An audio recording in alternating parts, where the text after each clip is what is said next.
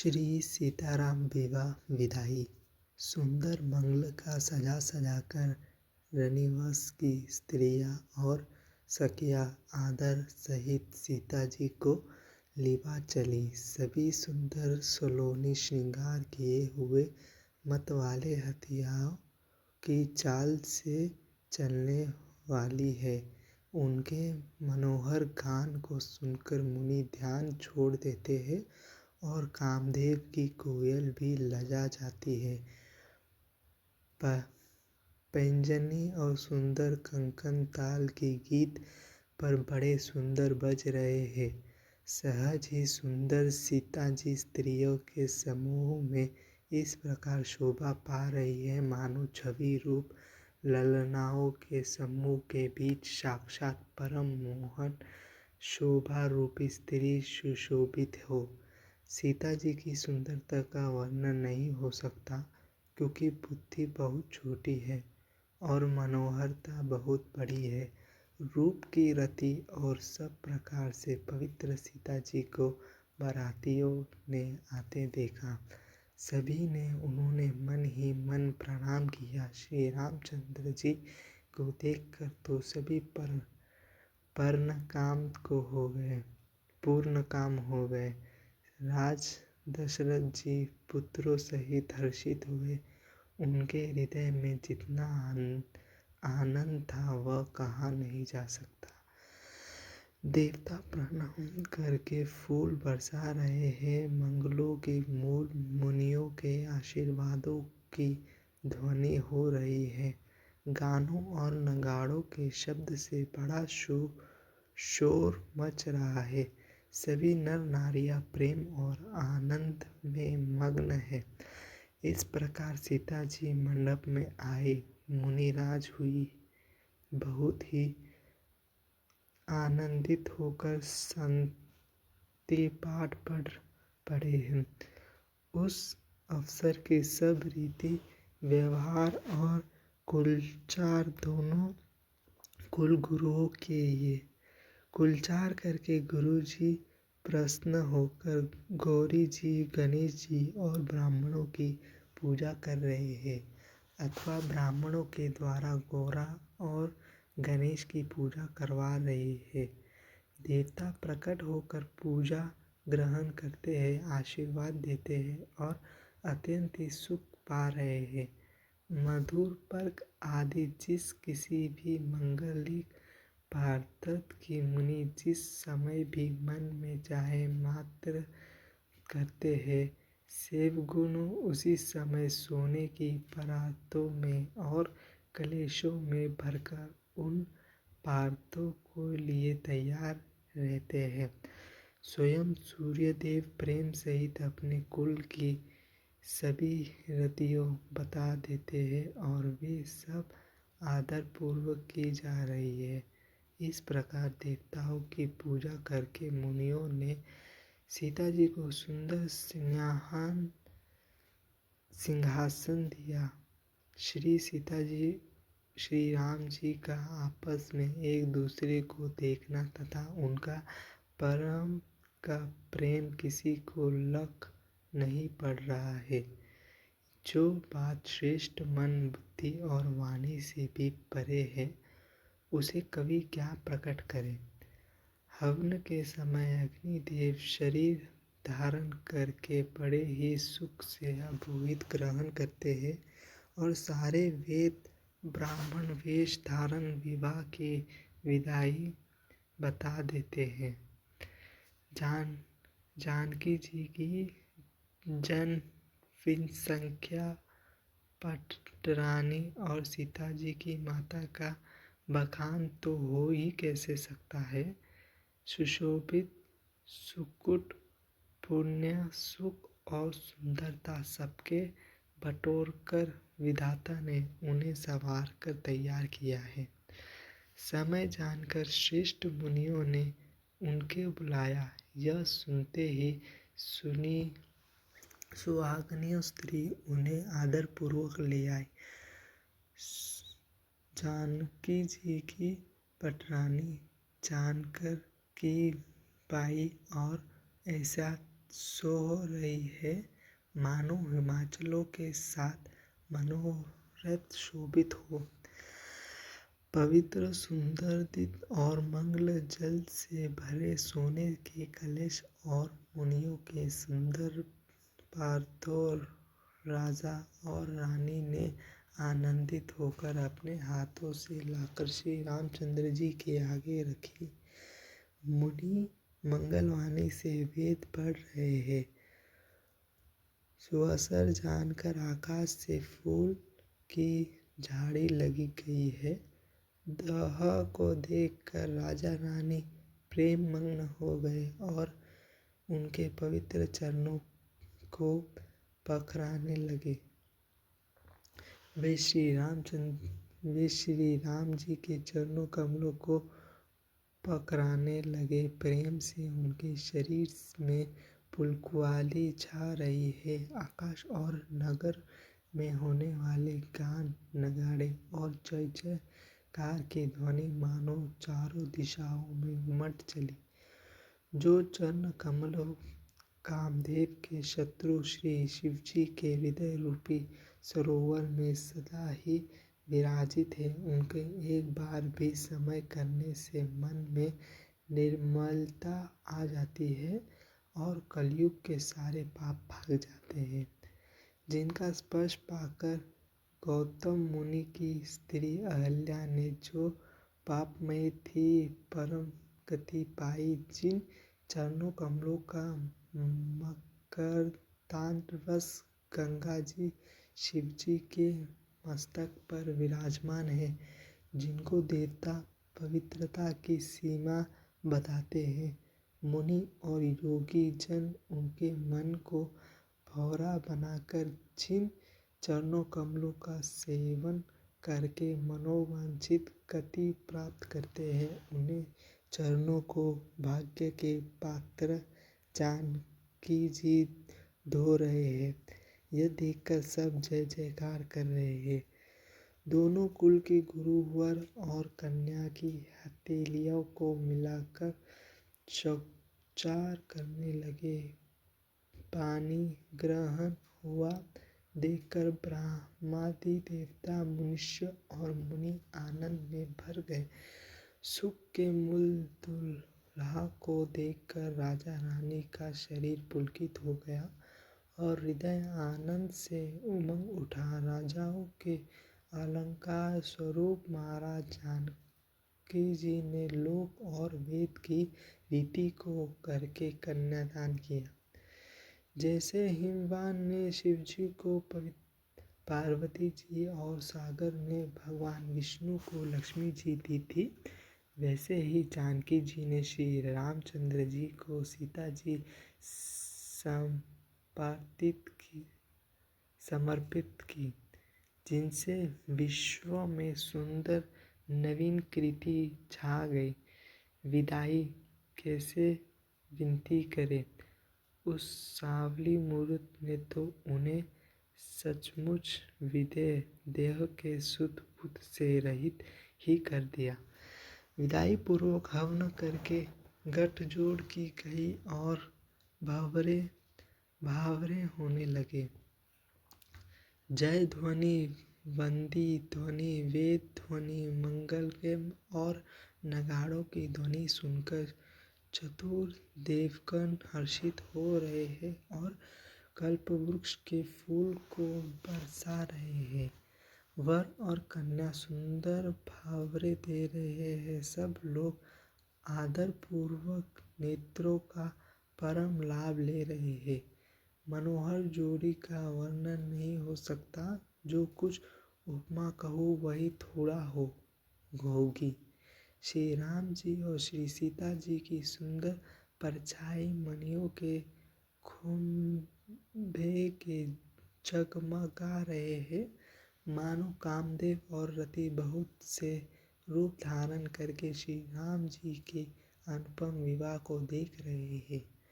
उन्हें कामदेव और रति को दर्शन की लालसा और संकोच दोनों ही कम ही नहीं है, अर्थात बहुत है। इसलिए वे मानो बार बार प्रकट होते हैं और छिपते हैं। सब देखने वाले आनंद मग्न हो गए और जानकी जी की भांति सभी अपनी सुध भूल गए।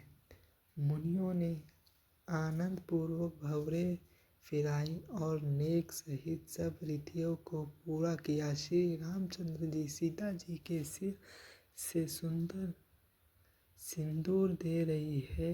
यह शोभा किसी प्रकार भी कही नहीं जाती, मानो कमलों को लाल पराग से अच्छा तिरी भरकर अमृत के लोभ से साफ चंद्रमा को भूषित कर रहे हैं।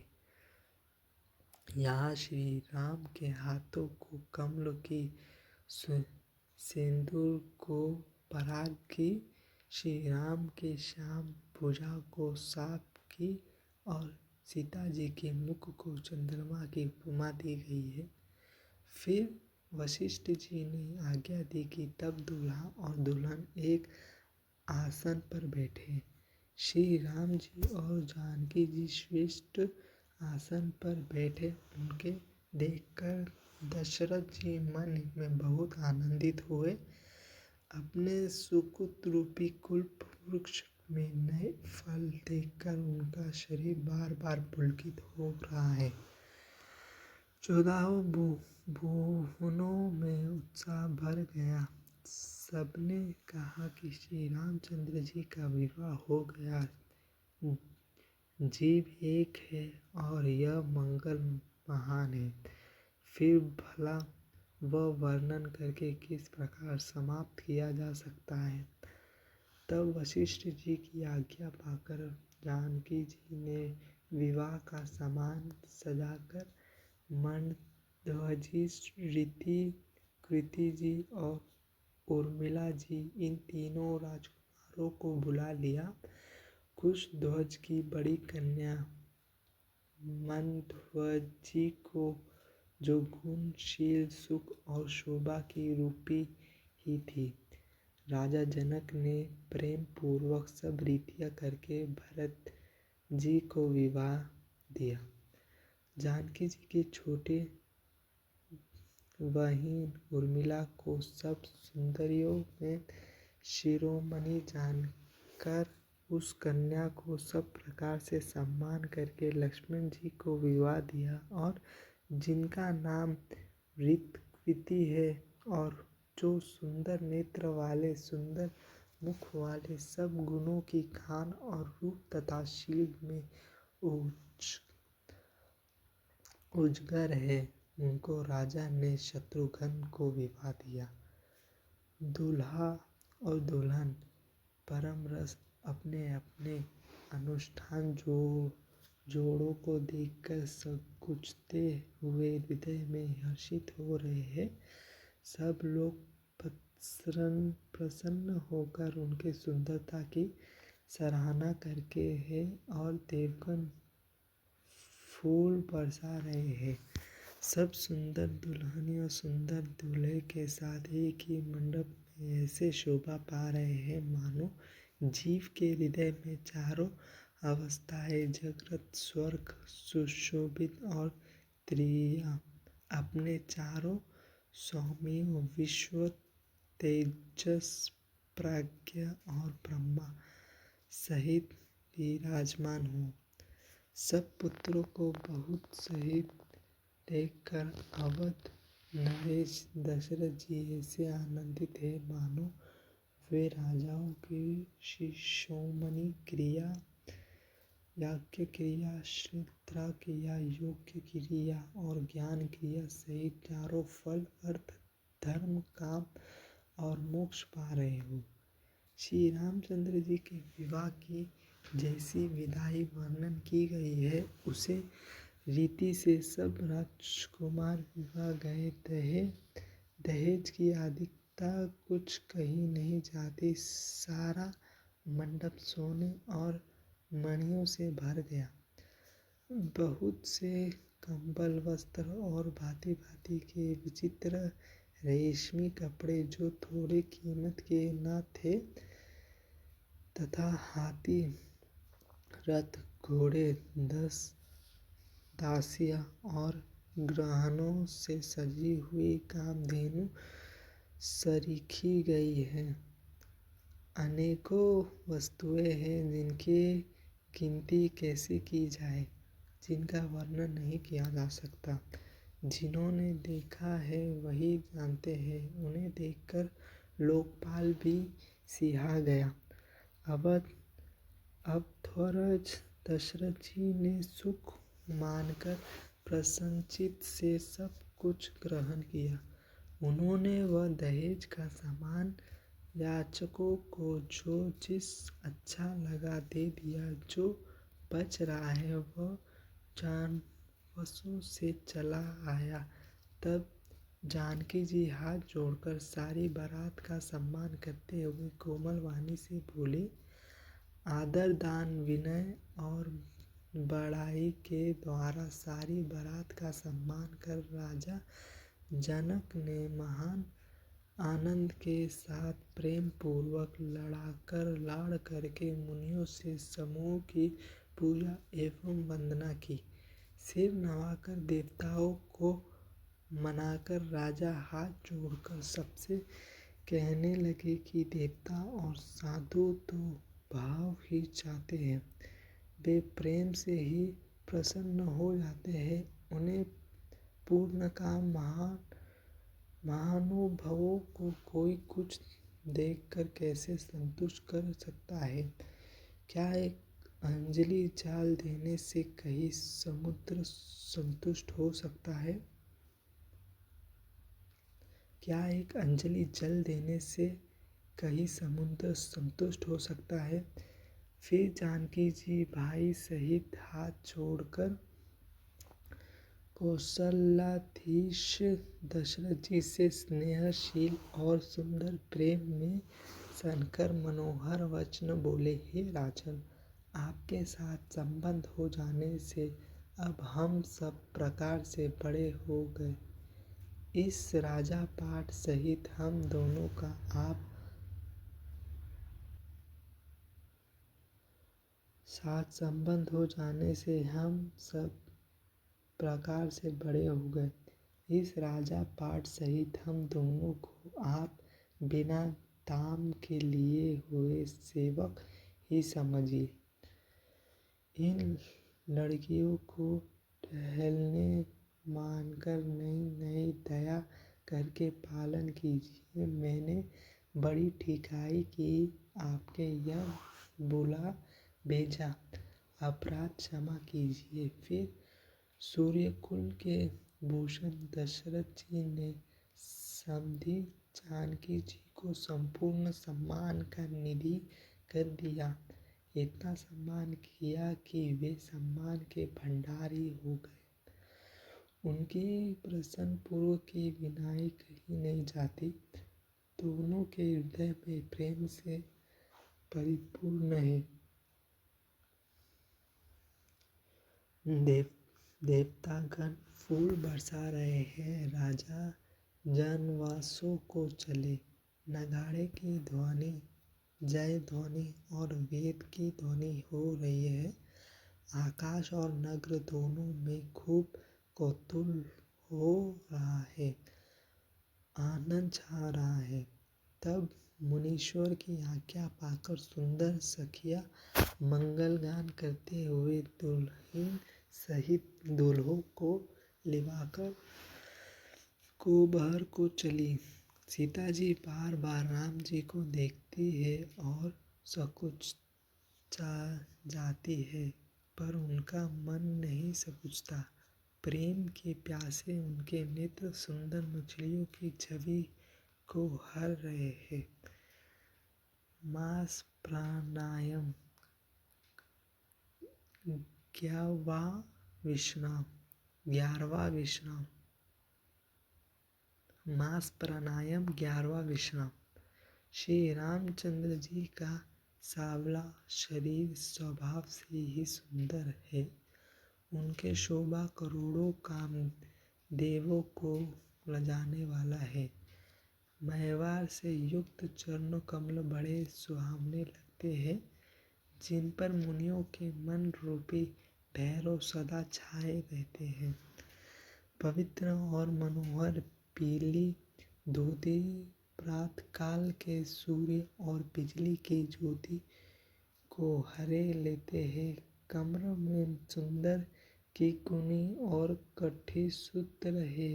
विशाल भुजाओं से सुंदर आभूषण सुशोभित है।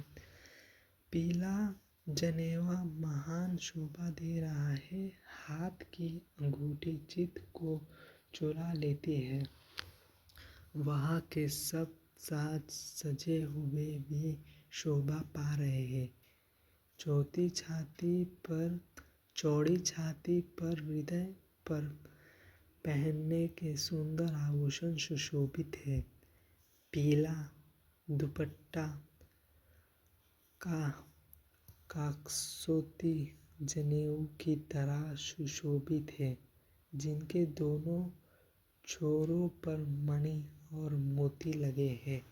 कमल के समान सुंदर नेत्र है। कानों में सुंदर कुंडल है और मुख तो सारी सुंदरता का खजाना है।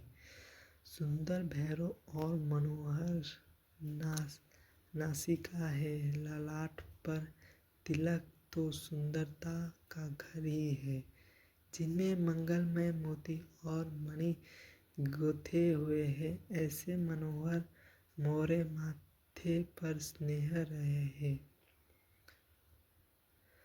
सुंदर मोर में बहुमूल्य मणियों गुथी हुई है। सभी अंग चित्त को चुरा लेते हैं। सब नगर की स्त्रियां और देव सुंदरता दुल्हा को देखकर तिनका तोड़ रही है। उनको और मुनियों वस्त्र तथा आभूषण निछावर करके आरती उतार रहे हैं और मंगल कर रहे हैं। देवता फूल बरसा रहे हैं और सूत मगध तथा भाट सुघोषित सुना रहे हैं। सुहागिनी स्त्रियां सुख पाकर कुंवर और कुमारियों को कोहबर कुल देवता के स्थान में लाई और अत्यंत प्रेम से मंगल गीत गा गाकर लौकिक रीति करके लगी। पार्वती भी श्री रामचंद्र जी को ललोकर वर वधू का पुरस्कार ग्रहस्थ देना सिखाती है और सरस्वती जी सीता जी को सिखाती है। रनिवास हास विलास के आनंद में मग्न है। श्री राम जी और सीता जी को देख देख कर सभी जन्म का परम फल प्राप्त कर रही है। अपने हाथों की मणियों में सुंदर रूप के भंडार श्री रामचंद्र जी की परछाई दिख रही है। यह देखकर जानकी जी दर्शन में वियोग होने का भय से बहुत रूपी लात और दृष्टि को हिलाती डुलाती नहीं है। इस समय के हंसी खेल और विदाई का आनंद और प्रेम कहा नहीं जा सकता। उसे सखिया हो जानती है। तानंद वर कन्याओं को सब सुंदर सखियों जानवसों को लिवा चली। उस समय नगर और आकाश में जहाँ सुनिए वहीं आशीर्वादों की ध्वनि सुनाई दे रही है और महान आनंद छाया है। सभी ने प्रसन्न मन से कहा कि सुंदर चारों जोड़ियों चिरंजीवी हो। योगी राज सिद्ध मुनीश्वर और देवताओं ने प्रभु श्री रामचंद्र जी को देखकर द्वितीयुक बजाई और हर्षित होकर फूल की वर्षा करते हुए तथा जय हो जय हो जय हो कहते हुए वे अपने अपने लोकों को चले। तब सब कुमार बहुओं सहित पिताजी के पास आए। ऐसे मालूम होता था मानो शोभा, मंगल और आनंद से भरकर जानसा उमड़ पड़ी है। फिर बहुत प्रकार की रसोई बनी। जानकी जी ने बर्तनियों को बुला भेजा। राजा दशरथ जी ने पुत्र सहित गमन किया। अनुपूर्ण वस्त्रों के पावड़े पड़ते जाते हैं। आदर के साथ सबके चरण धोए और सबके यशो योगी पीढ़ा पर बिठाया। तब जानकी जी ने अवधपति दशरथ जी के चरण धोए। उनके शील और स्नेह वर्णन नहीं किया जा सकता। फिर श्री रामचंद्र जी के चरण कमलों को धोया, जो श्री शिव जी के हृदय कमलों में छिपे रहते हैं। तीनों भाइयों को श्री रामचंद्र जी के समान जानकर जानकी जी ने उनके भी चरण अपने हाथों से धोए। राजा जानकी जी ने सभी को उचित आसन दिए और सब बरसाने वाले को बुला लिया। आदर के साथ पत्तलों पड़ने लगे, जो मुनियों के पत्तों से सोने की कील लगाकर बनाई गई थी। चतुर और विनती रसोइयों सुंदर स्वादिष्ट और पवित्र दाल भात और गाय का घी श्रृंग भर में सबके सामने परस गए। सब लोग पंचकोर करके अर्थात प्राणायाम, स्वाहा, अपनाया स्वभाव, व्यायाम स्वभाव, उद्यान स्वभाव और सामान्य स्वभाव, इन मंत्रों का उच्चारण करते हुए पहले पास ग्रहण लेकर भोजन करके लगे। गली का गान सुनकर वे अत्यंत ही प्रेममग्न हो गए। उनके तरह के अमृत के समान पकवान परसे गए, जिनका बखान नहीं हो सकता। चतुर रसोइयों नाना प्रकार के व्यंजन परसने लगे। उनका नाम कौन जानता है। 4 प्रकार के तर्थ, चोष्ट, लोह, पेय अर्थात चबाकर, चूसकर, चाटकर और पीना खाना योग्य भोजन की विधि कही गई और उनमें से एक एक विधि के इतने पदार्थ बने कि जिनका वर्णन नहीं किया जा सकता। 6 रसों से बहुत तरह के सुंदर व्यंजन हैं। एक एक रस के अनगिनत प्रकार के बने हैं। भोजन के समय पुरुष और स्त्रियों के नाम ले लेकर स्त्रियां मधुर ध्वनि से गाली गा रही है। समय की सुहावनी गाली शोभित हो रही है। उनके सुनकर समाज सहित राजा दशरथ जी हंस रहे हैं। इस रीति से सभी ने भोजन किया और तब सबको आदर सहित आचमन, हाथ मुंह धोने से लिए जल दिया गया। फिर पान देकर जानकी जी ने समाज सहित दशरथ जी का पूजन किया। सब राजाओं के सिर मोह चक्रवर्ती श्री दशरथ जी प्रसन्न होकर जानवेसु को चले। जनकपुर में नित्य नए मंगल हो रहे हैं। दिन और रात पल के समय बीत जाते हैं। बड़े सुहावरे राजाओं के मुकुटमणियों दशरथ जी जागे याचकर उनके गुण समूह का गान करने लगे।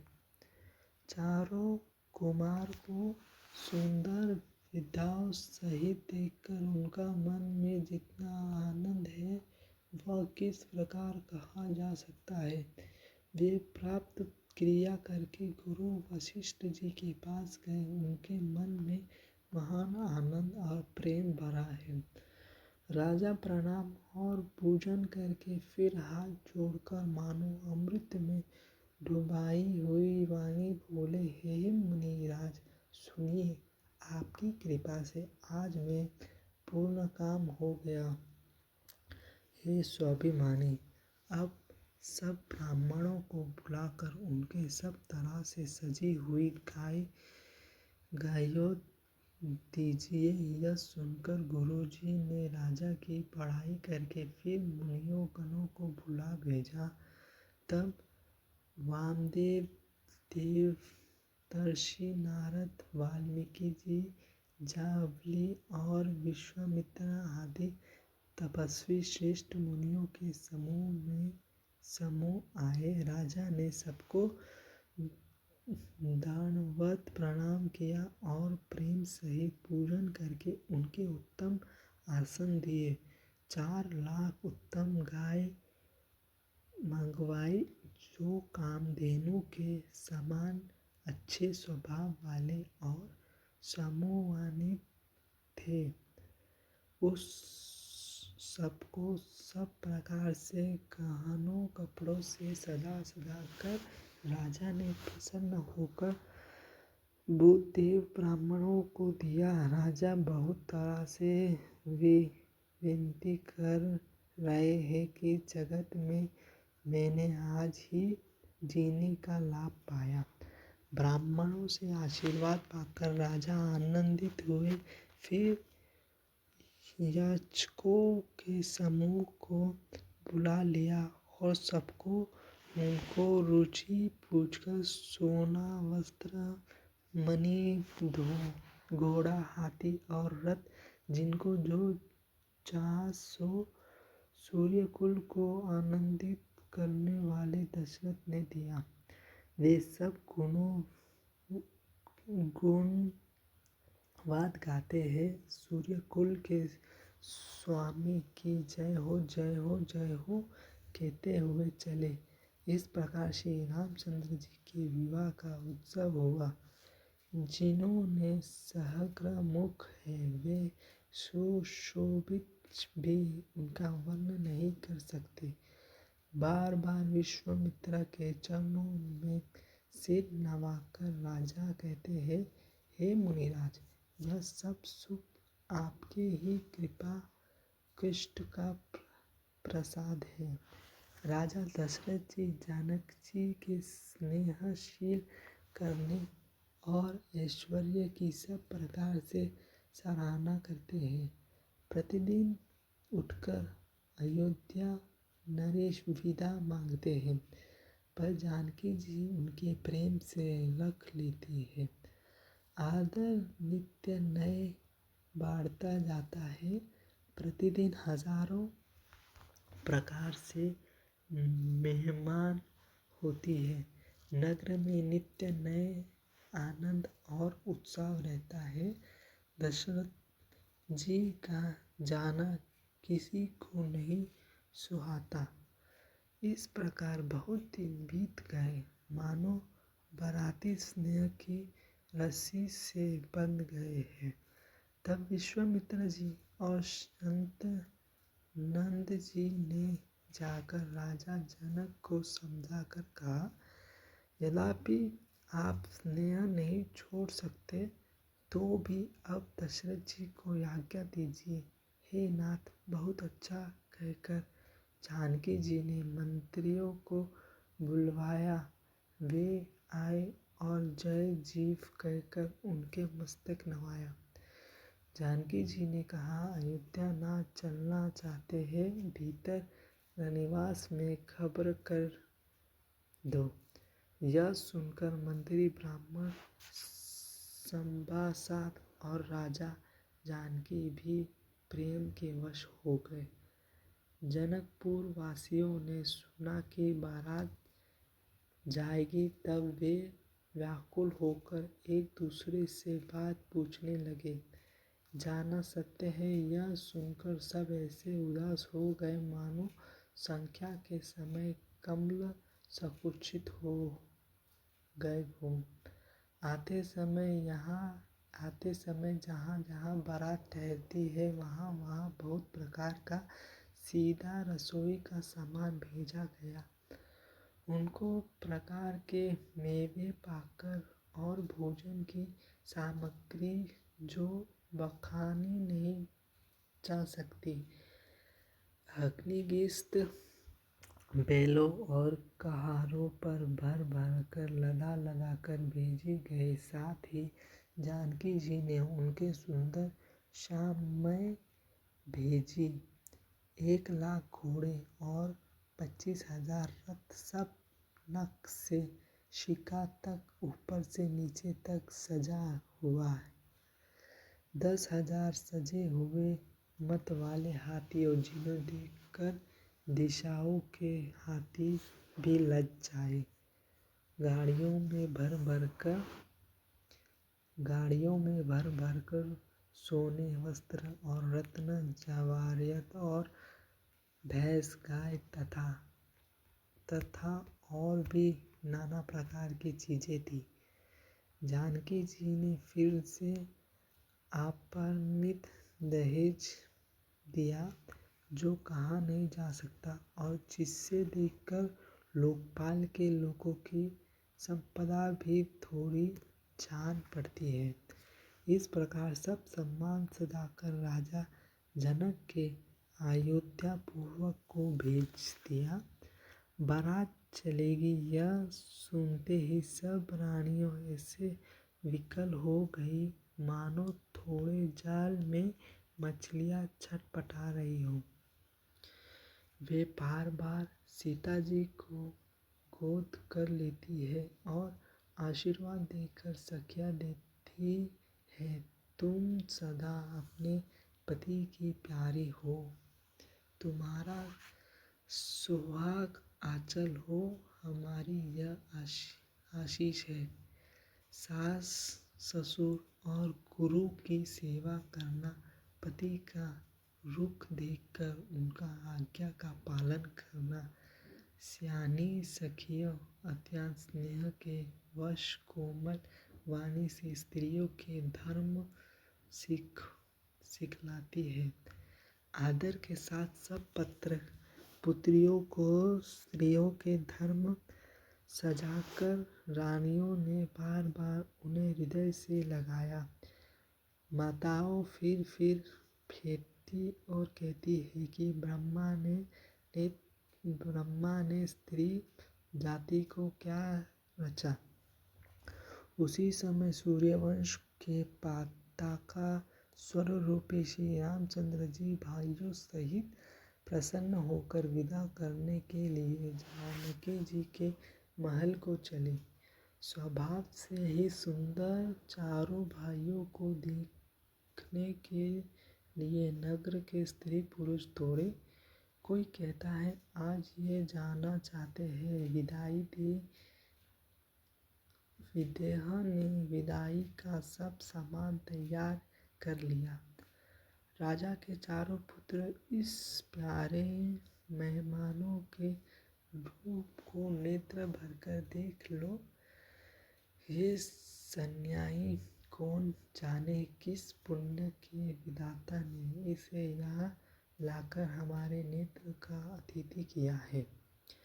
मरने वाले जिस तरह अमृत पा जाए, जन्म का मुख कल्पवृक्ष पा जाए, और नरक में रहने वाले या नरक के योग्य जीव जैसे भगवान के परम धाम को प्राप्त हो जाए, हमारे लिए इनके दर्शन वैसे ही है। श्री रामचंद्र जी की शोभा को निखार कर हृदय से धर लो, अपने मन को साफ और इनकी मूर्ति को मणि बना लो। इस प्रकार सबके नेत्र का फल देते हुए सब राजकुमार राजमहल में गए। रूप के पुत्र सब भाइयों को देखकर सारा रनिवास हर्षित हो उठा। ससुएं महान प्रसन्न मन से निछावर और आरती करती है। श्री रामचंद्र जी की छवि देखकर वे प्रेम में अत्यंत मग्न हो गए और प्रेम से विशेष होकर बार बार चरणों लगे। हृदय में प्रीति छा गई, इनकी लज्जा नहीं रही है। उनके स्वाभाविक स्नेह को वर्णन किस तरह किया जा सकता है। उन्होंने भाइयों सहित श्री राम जी को उपटन करके स्नेह कराया और बड़े प्रेम से पश्चात भोजन कराया। सुवासर जानकर श्री रामचंद्र जी शील स्नेह और संकोच कर वाणी बोले, महाराज आयोष्टपूर्वक को चलना चाहते हैं। उन्होंने हम विदाई होने के लिए यह भेजा है। हे माता, प्रसन्न मन से आज्ञा दीजिए और हमें अपने बालक जानकर सदा स्नेह बना रखिए। इस वचन को सुनते ही रनिवास उदय हो गया। सासुएं प्रेमवश बोल नहीं सकती। उन्होंने सब कुमारियों को हृदय से लगा लिया और उनके पतियों को सौंप कर बहुत विनती करके उन्होंने सीता जी को श्री रामचंद्र जी को संप्रीति किया और हाथ जोड़कर बार बार कहा, हे तात, हे सुजान, मैं बलि जाता हूँ। तुमको सबको गति मालूम है। परिवार को, पुरनवासियों को, मुझको और राजा को सीता प्रणाम के समान प्रिय है, प्राणों के समान प्रिय है, ऐसा जानिए। हे तुलसी के स्वामी, इस शील और स्नेह को देखकर इस अपने दासी करके मानिएगा। तुम पूर्ण काम हो, सुजन शिशोरमणि हो और भावप्रिय हो। तुम्हें प्रेम प्यारा है। हे राम, तुम भक्तों के गुणों को ग्रहण करने वाले, दोष को नाश करने वाले और दया के धाम हो। ऐसा कहकर रानी चरणों को पकड़कर चुप रह गए, मानो उनकी वाणी प्रेम रूपी दलदल में समा गया हो। स्नेह से सनी हुई श्रेष्ठ वाणी सुनकर श्री रामचंद्र जी ने सास का बहुत प्रकार से सम्मान किया। तब श्री रामचंद्र जी ने हाथ जोड़कर विदाई मांगते हुए बार बार प्रणाम किया, आशीर्वाद पाकर और फिर सिर नवाया। भाइयों सहित श्री रघुनाथ जी चले। श्री राम जी की सुंदर मधुरता मूर्ति को हृदय में लाकर सब रानियों स्नेह की शिथिल हो गई। फिर धीरज धारण करके कुमारियों को बुलाकर माताएं बारंबार उन्हें गले लगाकर भेंटने लगे। पुत्रियों को पहुँचाते हैं, फिर लौटकर मिलते हैं। परंपरा के कुछ थोड़ी प्रीति नहीं बढ़ी। बार बार मिलती हुई माताओं को सखियों ने अलग कर दिया, जैसे हाल की व्यासी हो गई। कोई उनके बालक बछड़े से अलग कर दे। सब स्त्री पुरुष और सखियों सहित सारा रनिवास प्रेम में विशेष वश हो रहा है। ऐसा लगता है मानो जनकपुर में करुणा और विरुद्ध में डेरा डाल दिया है। जानकी जी ने जिस तोता और मैना को पाल पोस कर बड़ा किया था और सोने के पिंजड़े में रखकर पढ़ाया था, वे व्याकुल होकर कह रहे हैं, विदाई कहाँ है, वैदेही कहाँ है। उनके ऐसे वचनों को सुनकर धीरज किसके नहीं त्याग देगा, अर्थात सबका धैर्य जाता रहा।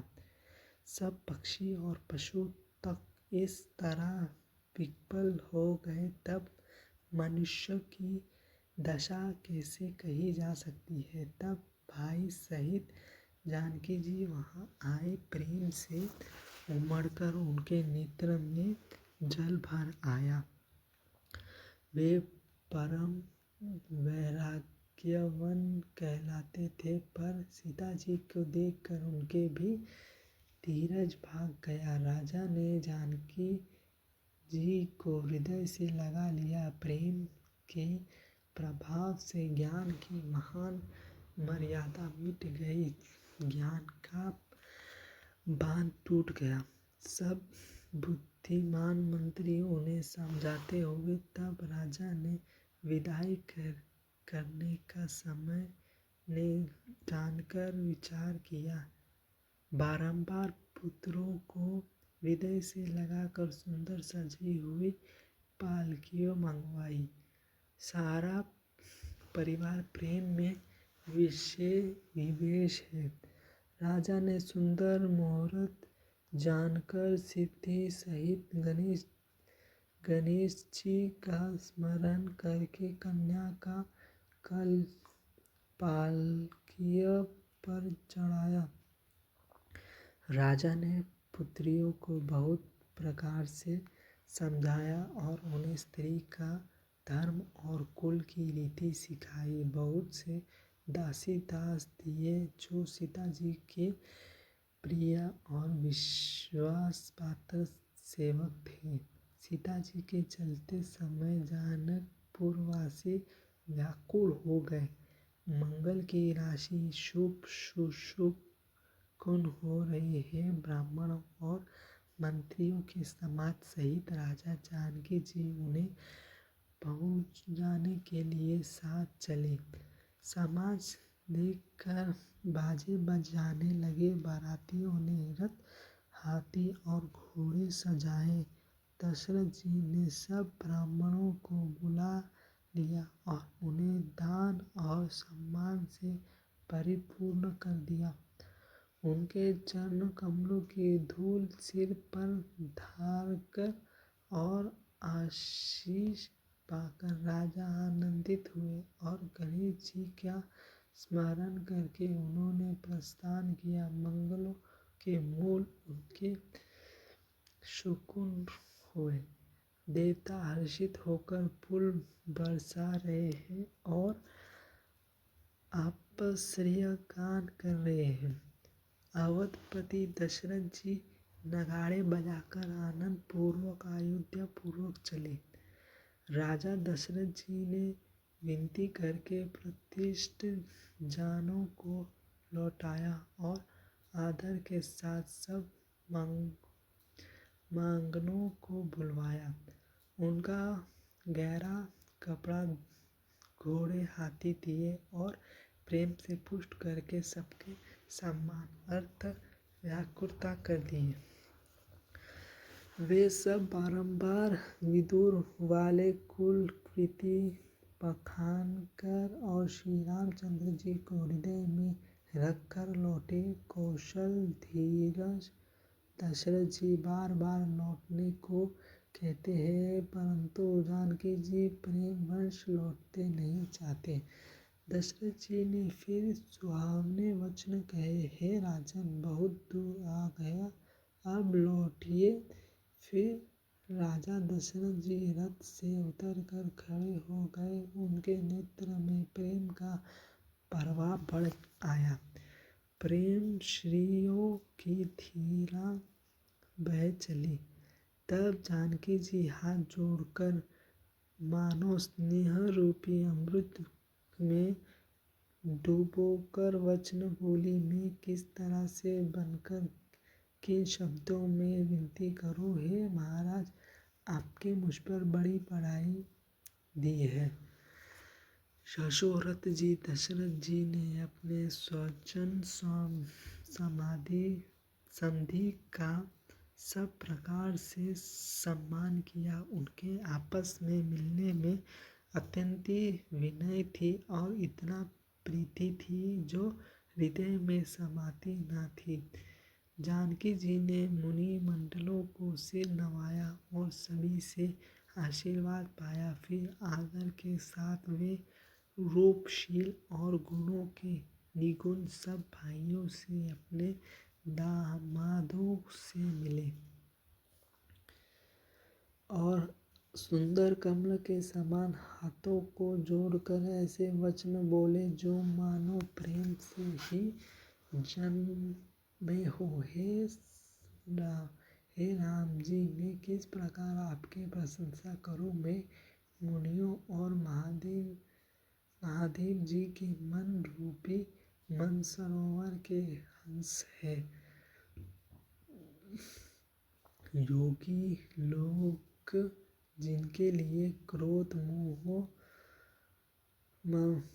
ममता और मद को त्याग कर योग्य साधन करते हैं, जो सर्वव्यापक ब्रह्मा अर्थात अविनाशी चिदानंद निगुण और गुणों की राशि है, जिनकी मन सहित वाणी नहीं जानती और सब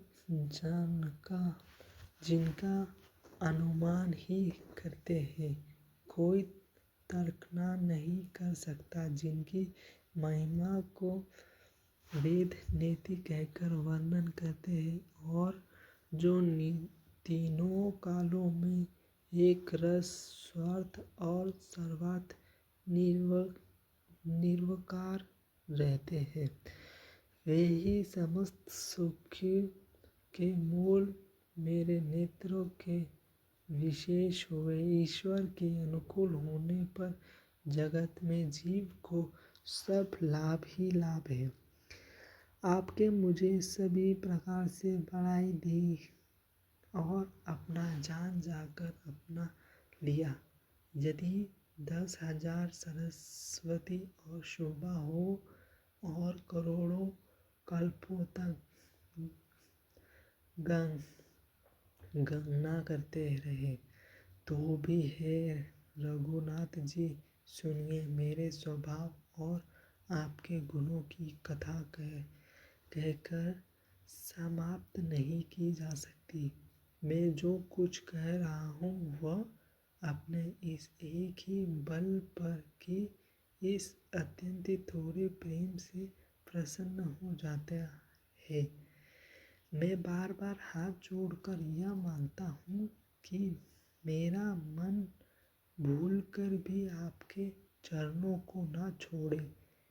जानकी जी के श्रेष्ठ वचनों का सुनकर जो मानो प्रेम से पुष्ट किए हुए थे, पूर्ण काम श्री रामचंद्र जी संतुष्ट हुए। उन्होंने सुंदर विनती करके पिता दशरथ जी, गुरु विश्वामित्र और कुलगुरु विश्वामित्र जी के समान जानकर ससुर जानकी जी को सम्मान किया। फिर जानकी जी ने भरत जी से विनती की और प्रेम के साथ मिलकर फिर उन्होंने आशीर्वाद दिया। फिर राजा ने लक्ष्मण जी और शत्रुघ्न जी से मिलकर उन्होंने आशीर्वाद दिया।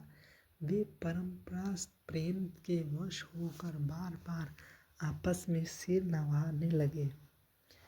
जानकी जी की बार बार विनती और बड़ाई करके श्री रघुनाथ जी सब भाइयों के साथ चले।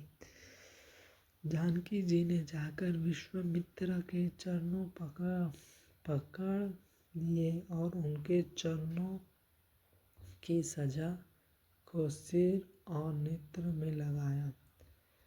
उन्होंने कहा कि हे मुनीश्वर, सुनिए, आपके सुंदर दर्शन से कुछ भी दुर्लभ नहीं है। मेरे मन में ऐसा विश्वास है जो सुख और सुयश लोकपाल चाहते हैं, परंतु असंभव समझकर जिनका मनोरथ करते हुए संकुचते हैं। हे स्वामी, वही सुख और सुयश मुझे सुलभ हो गए। सारी सिद्धियां उनके दर्शनों की अगुण मीनी अर्थात पीछे पीछे चलने वाले हैं। इस प्रकार बार बार विनती की और सिर नवाया तथा उनको आशीर्वाद पाकर राजा जनक लौटे। बारात का आरोध में लौटना और अयोध्या में आनंद। डाका बजाकर बारात चली। छोटे बड़े सभी समुदाय प्रसन्न हैं। रास्ते के गांव के स्त्री पुरुष श्री रामचंद्र जी को देखकर नेत्र का फल पाकर सुखी होते हैं। बीच बीच में समुद्र मुकाम करते हुए तथा मार्ग के लोगों को सुख देते हुए वह बारात पवित्र दिनों में अयोध्या पूर्व के समीप आ पहुंची। नगाड़ों पर चोटें पड़ने लगी, सुंदर ढोल बजने लगे, फेरी और शंख की बड़ी आवाज हो रही है। हाथी घोड़े गरज रहे हैं। विशेष शब्द करने वाले झांझे, सुहावनी डफलियां, रथ रसीले राग से सायंकाई बजा रही है। बारात को आते हुए सुनकर नगर निवासी प्रसन्न हो गए। सबके शरीर पर पुलकुआली छा गई। सबने अपने अपने सुंदर घरों, बाजारों, गलियों, चौराहों और नगर के द्वारों को सजाया। सारी गलियों अरजियों से सिंचाई गई। जहाँ तहाँ सुंदर चौक फुराए गए। तोरणों, ध्वज पताकों और मंडपों में बाजार ऐसा सजा कि जिनका वर्णन नहीं किया जा सकता। फल सहित सुपारी, केला, आम, मोल, सीरी, कदम और तमाल के वृक्ष लगाए गए। वे लोग हुए सुंदर वृक्ष फलों के भार से पृथ्वी को छू रहे हैं, जिनके मुनियों के थालों बड़े सुंदर कारीगरों से बनाए गए हैं। उनको प्रकार के मंगल कलश घर घर सजा कर बनाए गए हैं। श्री रघुनाथ जी की पूरी अयोध्या को देखकर ब्रह्मा आदि सब देवता सहित थे हैं। उस समय सजा राजमहल सुशोभित हो रहा था। उनका रचना देखकर कामदेव भी मन मोहित हो जाते हैं। मंगल सुख मनोहरिति रिद्धि सिद्धि सुख सुहावनी समित और सब प्रकार के उत्तम मानव सहज सुंदर शरीर धीर धरकर दशरथ जी के घर में जा पहुँच गए। श्री रामचंद्र जी और सीता जी के दर्शनों के लिए भला कहिए किससे लालसा न होगी। सुहागिनियों स्त्रियों झुंड की झुंड मिलकर चली, जो अपने छवि से कामदेव की स्त्रियां रति की श्री निराधार कर रही है। सभी सुंदर मंगल द्रव्य एवं आरती सजाए हुए गा रहे हैं। मानो सरस्वती जी बहुत से वेश धारण किए गा रही है। राजमहल में शोर मच रहा है। उस समय का और सुख का वर्णन नहीं किया जा सकता। कौशल्या जी आदि श्री रामचंद्र जी की सब माताएं प्रेम में विशेष वश होने से शरीर की सुख भूल गई। गणेश जी और त्रिपुरारी शिवजी का पूजन करके उन्होंने ब्राह्मणों को बहुत संतान दिया। वे ऐसे परम प्रसन्न हुए मानो अत्यंत दरिद्रता चारों पास पा गए हों। सुख और महान आनंद से विवश होने के कारण सब माताओं के शरीर शिथिल हो गए हैं। उनके चरण चलते नहीं हैं। श्री रामचंद्र जी के दर्शन के लिए अत्यंत अनुराग में भरकर परजान का सब सामान साजने लगे। अनेकों प्रकार से बाजे बजे थे। सुमित्रा जी ने आनंद पूर्वक मंगल सजाकर हल्दी, दूध, दही, पत्ते, फूल, पान और सुपारी आदि मंगल की मूल वस्तुएं तथा आश्रित अखुएं, गोरे, रचना, लाव और तुलसी की सुंदर मंजरियों सुशोभित है। नाना रंग से चित्रित किए हुए सहज सुहावने स्वर्ग के कलश ऐसे मालूम होते हैं मानो कामदेव के पक्षियों ने घोंसले बनाए हो। शकुन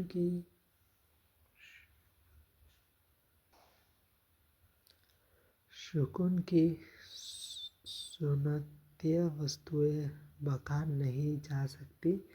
सब रानियों समेत मंगल सजा रही है। बहुत प्रकार से आरती बनाकर वे आनंदित हुई सुंदर मंगलमान कर रही है। सोने के थालों को मंगलयोग वस्तुओं से भरकर अपने कमल के समान हाथों में लिए हुए माताएं आनंदित होकर प्रचार करने चली। उनके शरीर पुलकित वाले से छा रही है। धूप के धुएं से आकर ऐसे काल हो रही है मानो सावन के बादल घुमड़ कर छा रही हो। देवता कल्प वृक्ष से फूलों की मालियों बरसा रही है। वे ऐसे लगता है मानो बगुलों की पांतों मानो को अपनी ओर खींच रही हो। सुंदर मुनियों के बने बंदरवार ऐसे मालूम होते हैं मानो इंद्रधनुष सजा रहे हो। 8 रियों पर सुंदर और चपल स्त्रियां प्रकट होते हैं और छवि छिप जाती है। वे ऐसे जान पड़ते हैं मानो बिजली चमक रही है। नगाड़े की ध्वनि मानो बादलों की घोर गर्जना है। यक्षगण पपीहे मेढक मोर है। देवता पवित्र सुगंधित रूप जल बरसा रहे हैं।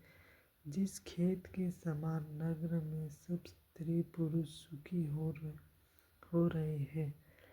प्रवेश का समय जानकर गुरु वशिष्ठ जी ने आज्ञा दी। तब रघुकुल मणि महाराज दशरथ जी ने शिव जी, पार्वती जी और गणेश जी का सम्मान करके समाज सहित आनंदित होकर नगर में प्रकाश किया। शुकुल हो रहे हैं। देवता धूम बजा कर फल बरसा रहे हैं।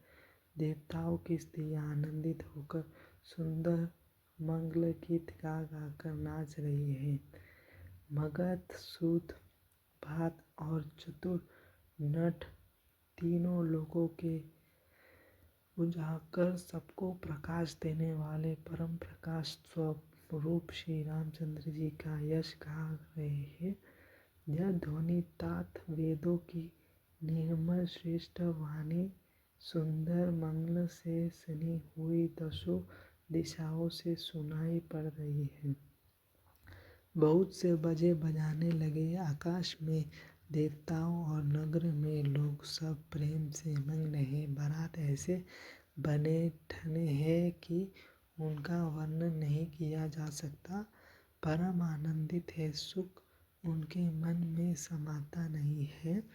तब अयोध्या वासियों ने राजा को जोहर वंदना की। श्री रामचंद्र जी को देखते ही वे सुख हो गए। सब मुनियों और वस्त्रों निछावर कर रहे हैं। नेत्रों में प्रेम श्रुओं का जाल भर रहा है और शरीर पुलकित है।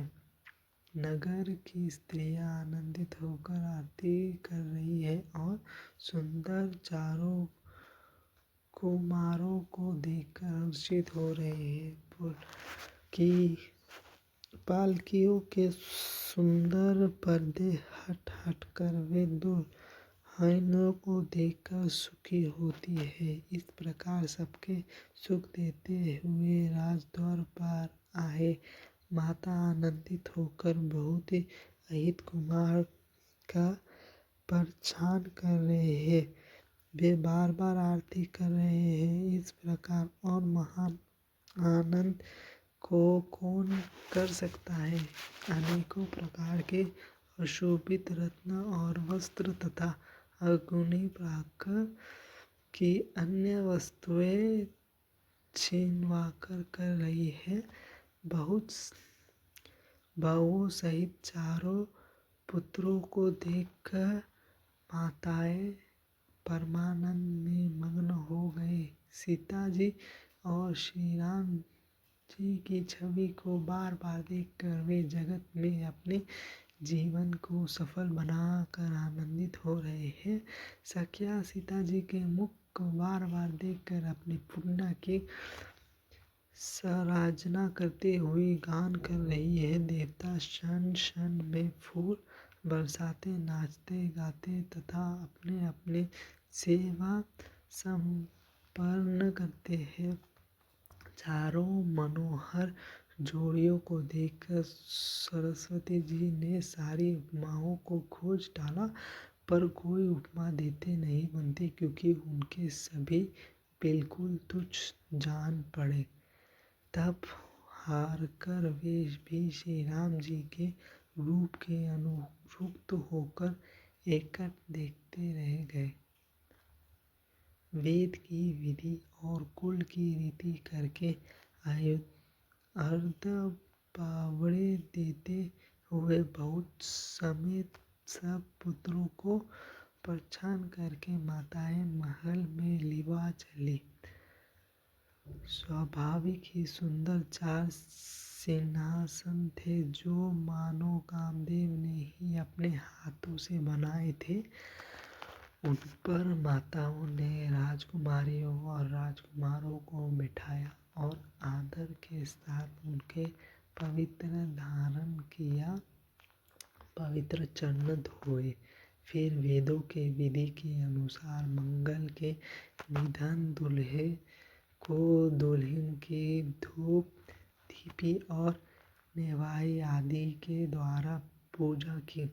माताएं बारंबार आरती कर रही है और वर वधुओं के सिर पर सुंदर पंख तथा चावल डल रहे हैं। अनोखे वस्तुएं निछावर हो रही है। सभी माताओं आनंदित से भर हुई ऐसे सुशोभित हो रही है, मानो योग्य ने परम तत्व के प्राप्त कर लिया। सदा के रोगी ने मानो अमृत पा लिया। जन्म का दरिद्री मानो परम पा गया। अंधे को सुंदर नेत्र का लाभ हुआ। गूंगे को जन्म का दरिद्री मानो पारस पा गया।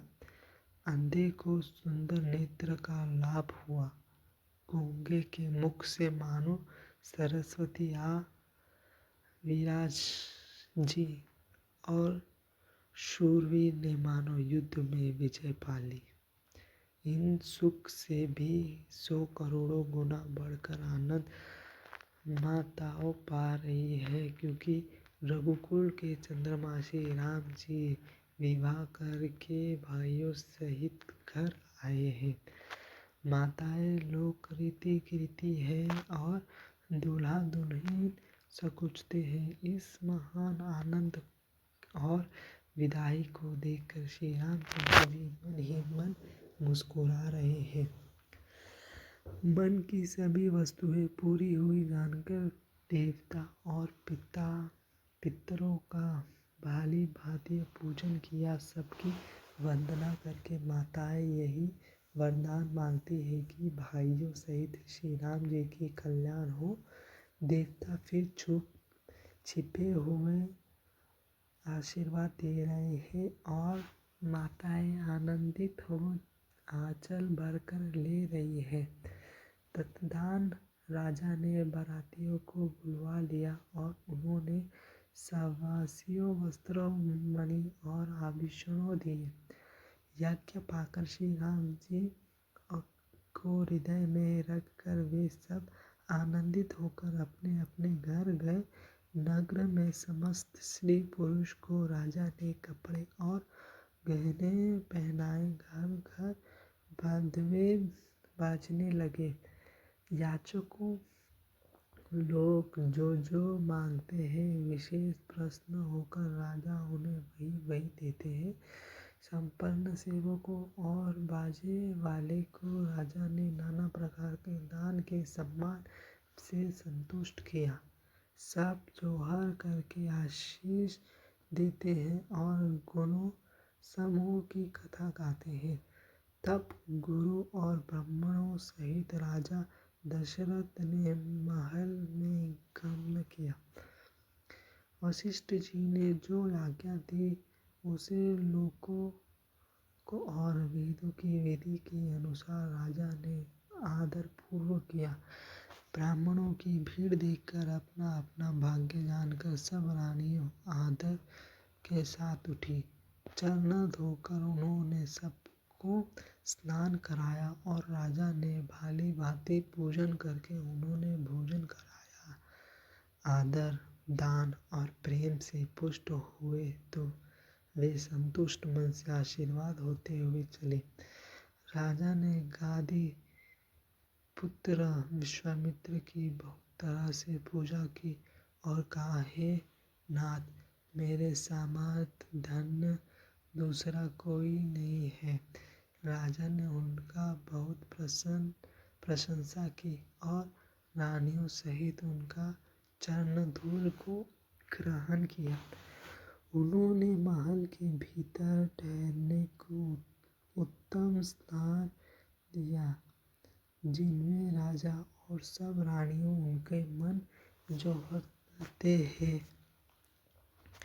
फिर राजा ने गुरु विश्वामित्र के चरणों कमलों की पूजा और विनती की। उनके हृदय में काम प्रीति न थी। बहुत सहित सब राजकुमार और सब रानियों समेत राजा बार बार गुरु जी के चरणों की वंदना करते हैं और मुनीश्वर आशीर्वाद देते हैं। राजा ने अत्यंत प्रेम पूर्वक हृदय से पुत्रों को और सारी संपत्ति को समान रखते विनती की, परंतु मुनिराज ने केवल अपना नेक मांग लिया और बहुत तरह से आशीर्वाद दिया। फिर सीता जी सहित श्री रामचंद्र जी को हृदय में रखकर गुरु विश्वामित्र हर्षित होकर अपने स्थान को गए। राजा ने सब ब्राह्मणों को स्त्रियों को बुलाया और उन्होंने सुंदर वस्त्र तथा आभूषण पहनाए। फिर अब सुहानियों को नगर की सुशोभित बहुत बेटी भाजनी आदि को बुलवा लिया और उनकी रुचि समझाकर उसी से अनुसार उन्होंने परिवानी दी। नेक लोग सब अपना अपना नेक जोग लेते हैं और राजाओं के शिरोमणि दशरथ जी उनके इच्छा के अनुसार देते हैं। जिन्होंने मेहमानों को प्रिय और पूजनीय जान जानकर राजा के भली भांति समाज किया। देवगणों श्री राम रघुनाथ जी की विवाह देखकर उत्सव की प्रशंसा करके फूल बरसाते हुए नगाड़े बजाकर और सुख प्राप्त कर अपने अपने लोकों को चले। वे एक दूसरे से श्री राम जी का यश कहते जाते हैं। हृदय में प्रेम समाता नहीं है। सब प्रकार से सबको प्रेम पूर्वक भल भांति आदर सत्कार कर लेने पर राजा दशरथ जी के हृदय में पुण्य उत्सव भर गया। जहाँ रानी वासी था वे वहाँ पादर और बहुत समेत उन्होंने कुमारों को देखा। राजाओं ने आनंद सहित पुत्रों को गोद में ले लिया। उनके समय राजा को जितना सुख हुआ उसे कौन कह सकता है। फिर पुत्र वधू को प्रेम सहित गोदी में बैठाकर बार बार हृदय में हर्षित होकर उन्होंने उनका दूल्हा लाड़ चाव किया। यह समाज देखकर रानीवासी प्रसन्न हो गए। सबको हृदय में आनंद ने निवास कर लिया। सब राजा ने जिस तरह विदाई हुई थी वह सब कहा। उसे सुन सुनकर सब किसी को हर्षित होता है।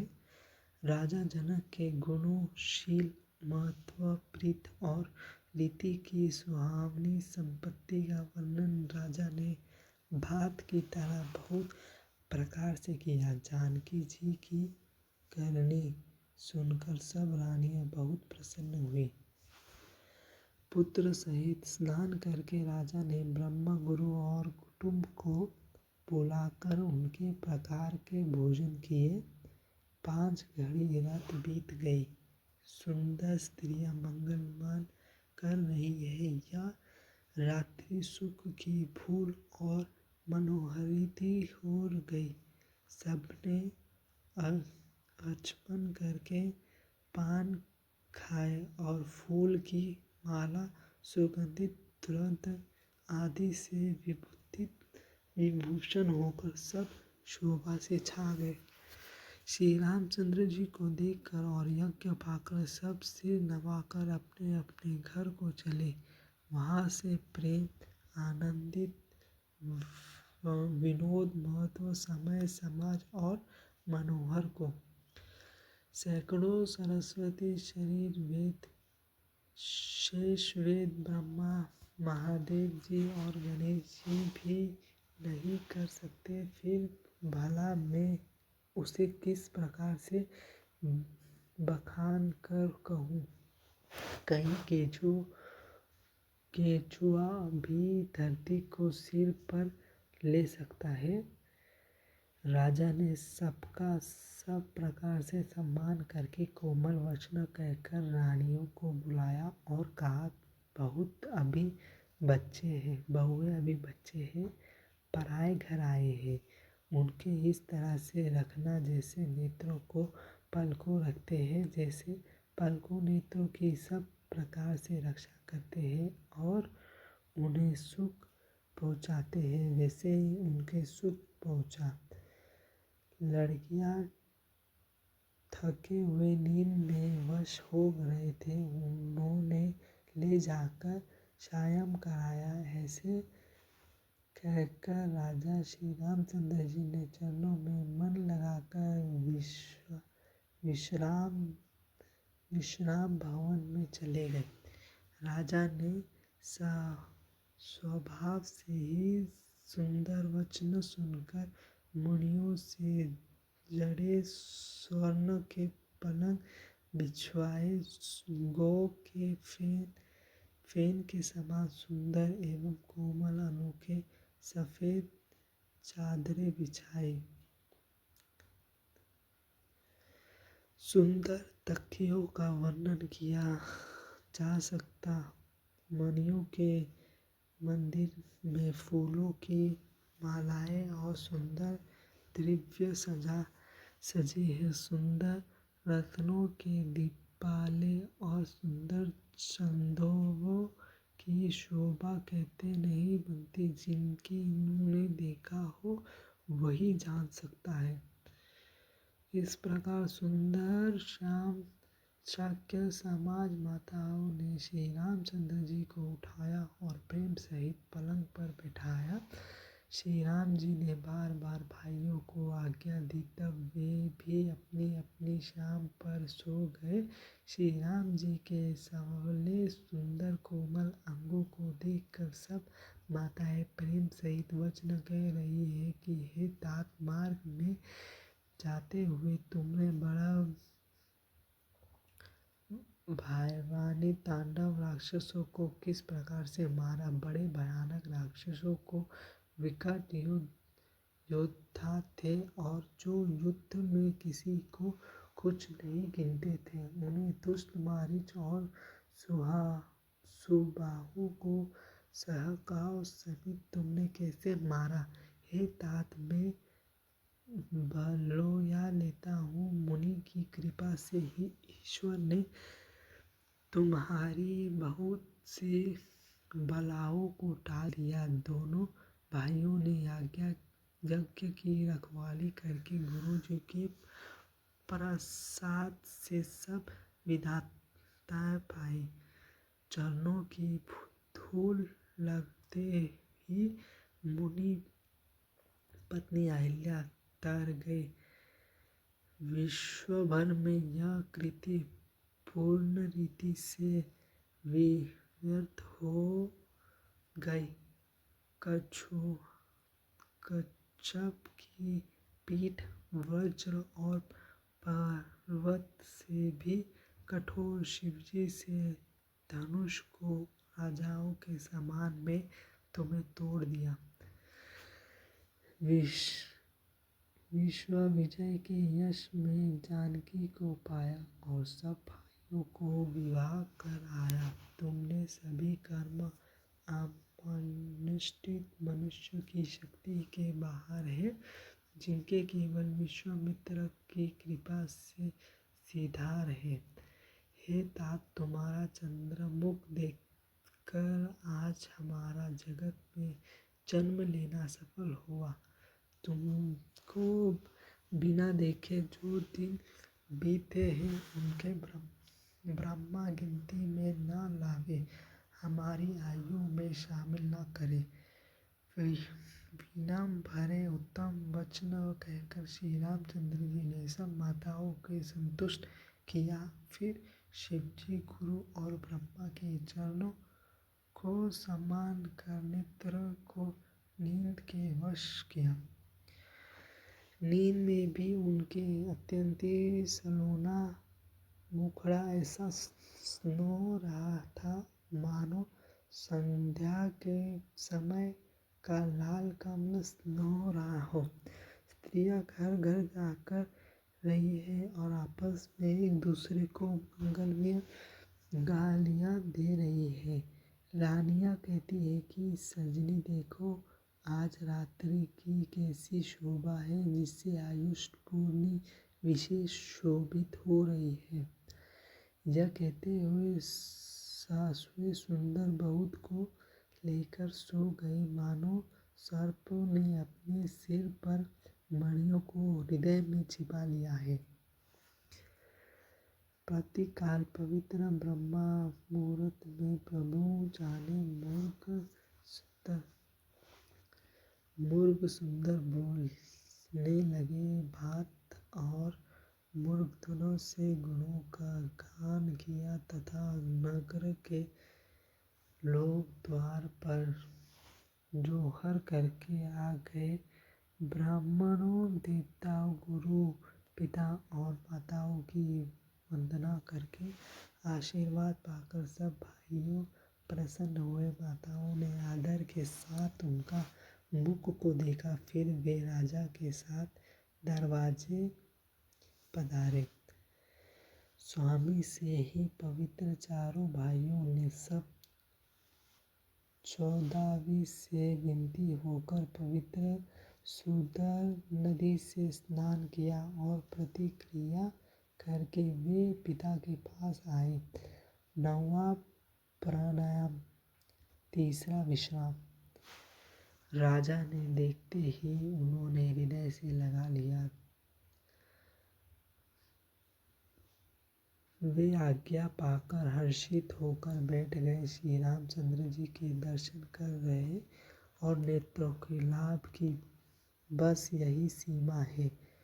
ऐसी अनुमान कर सभी शीतल हो गए, अर्थात सबके तीनों प्रकार के तप्त सदा के लिए मिट गए।